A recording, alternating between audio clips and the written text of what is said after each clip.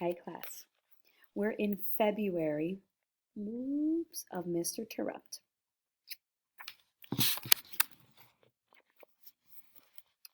Peter. I ran into the classroom. Does everyone have their stuff? I yelled. Mr. T looked up from his desk. Calm down, Peter, he said. Does everyone have their stuff? I said again, still excited. Calm down, Mr. T said again. Take a deep breath. I took a deep breath. Then in a normal voice, I said, Does everyone have their stuff? I think so, Mr. T said. Let's go then, let's go, I said. We'll go out later, Peter. Besides, we need to take attendance and lunch count and listen to the morning announcements. Mr. T also figured if we went out and got soaking wet first thing in the morning, we'd be miserable for the rest of the day. He had a good point, but I still wanted to get outside. We spent the morning spread out all over the classroom and different places playing games. I played categories with Mr. T, Luke, and Jeffrey. The letter B came up on the dice. We raced through putting down our ideas, and then it was time to share. We took turns going down the list, and then the item things at the beach came up. Jeffrey shared, then Luke, then Mr. T, and then it was my turn, and I leaned in and I said, babes. Who brings babies to the beach? Luke said. Not babies, babes, Jeffrey said. I almost died. But wait, it gets better. Our very own brainiac Luke just sat there watching us laugh. Then he said, What do you mean? Can you believe that? He didn't know babes. I freaked. Holy smokes, I said. What rock are you living under? Mr. T jumped in at that point. Easy, Peter, Mr. T said. Lots of girls don't appreciate the term. It sounds as if you don't respect them, and part of being a man is knowing how to respect women. Oh, Luke said, girls. His light bulb had suddenly turned on. Mr. T looked at me and smiled, shaking his head. Mr. T is the best, I thought. That was the last time I got to hang out with him. Luke. Peter thought he was so smart all of a sudden. He won a homework pass off a lucky guess, and he confused me in categories. Big deal. I resolved, dollar word, to get him later. Jeffrey.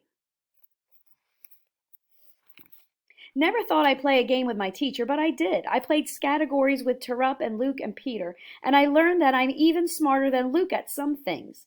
But that doesn't make him out to be a bad kid. As smart as he is, Luke doesn't make him stink about it. I like him for that.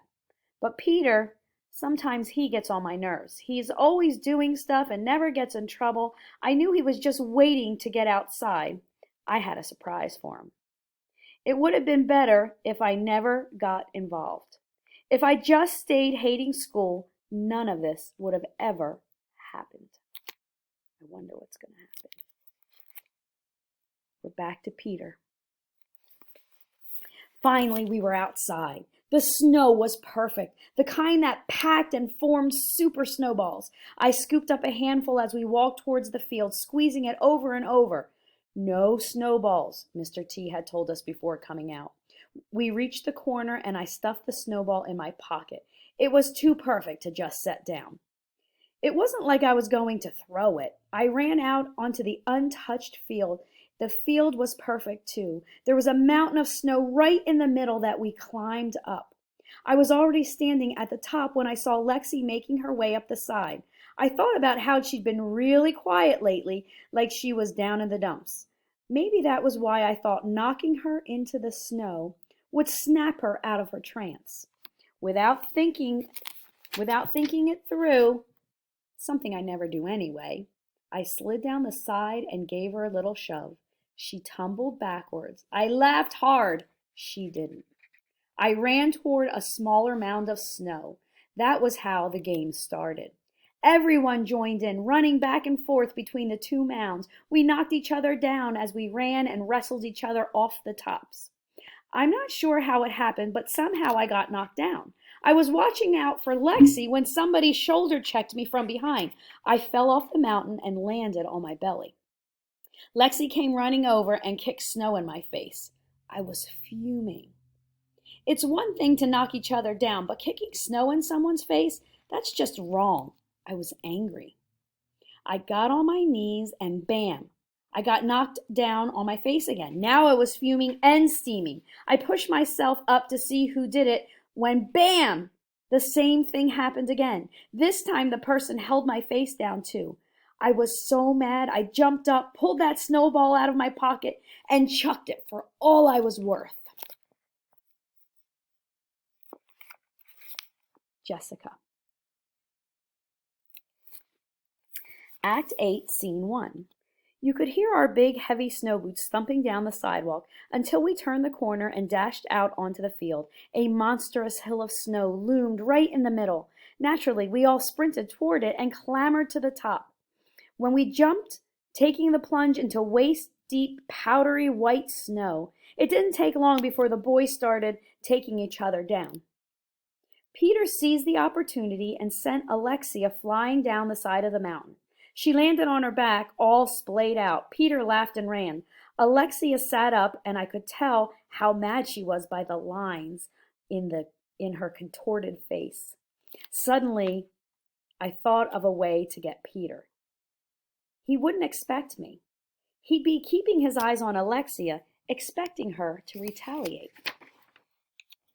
I collared Danielle and Anna.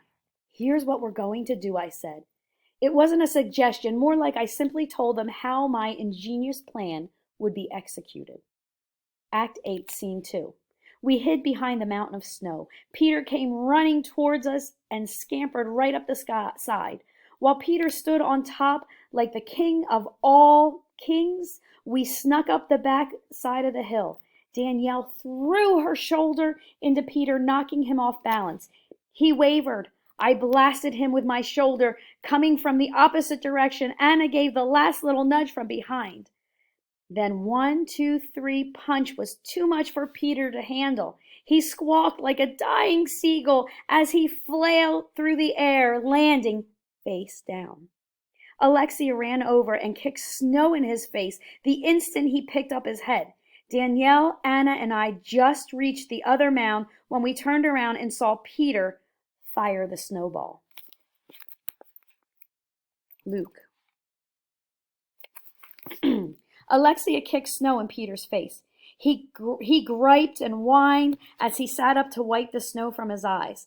"Let's get him, Lukester," Jeffrey said. I felt like a couple of snipers, dollar word, sizing up our target.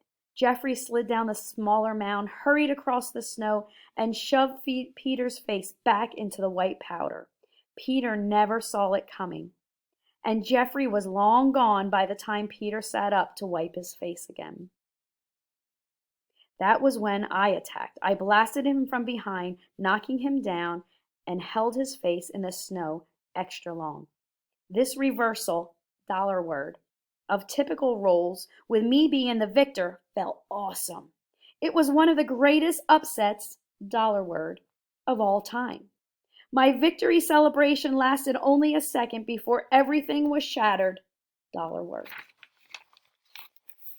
Jeffrey. Peter had it coming. I got him good, and so did Lukester. They say all's fair in war. Peter's not a crybaby, but all of us ganging up on him was too much. He got crazy upset and chucked that ice ball.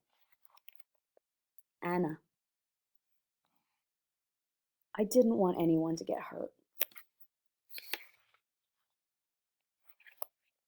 Danielle. Why did I go along with Jessica's plan? I could have said no. I should have said no.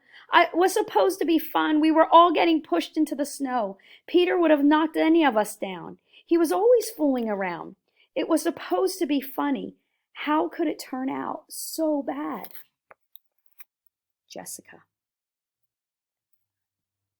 Act 8, Scene 3. I don't think any of us were malicious in our attacks on Peter.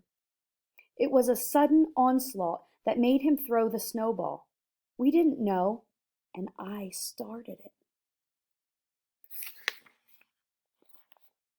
Luke. I was running away from Peter, so I didn't actually see it. I saw something else. The twisted, dollar word, faces of Danielle, Anna, and Jessica. Peter. I didn't know Mr. T was going to be right there.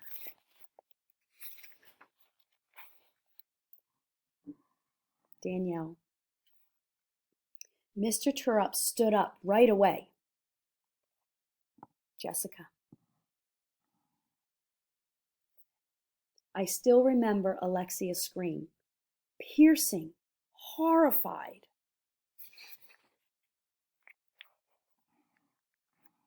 Peter. I didn't want to hurt anyone. Luke. Mr. Turrup should have stopped us. He let it get too far.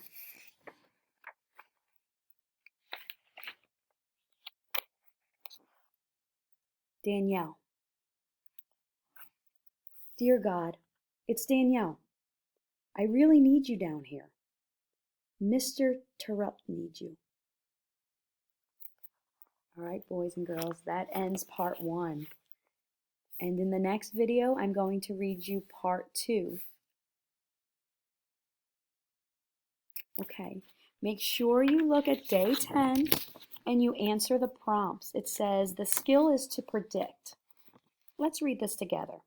This section marks the end of part 1 of this book. Why do you think the author chose to end this part of the novel here? What do you think will happen in part 2? Provide reasons to support your answer. Okay, this is all prediction. You make the prediction and you write it down. It's pretty good. We're on a cliffhanger, aren't we? I wonder if I should make a next video. Yep, I will. And I'll post it tomorrow so you won't be hanging off your cliff too long. Miss you guys. I'll see you soon. Bye.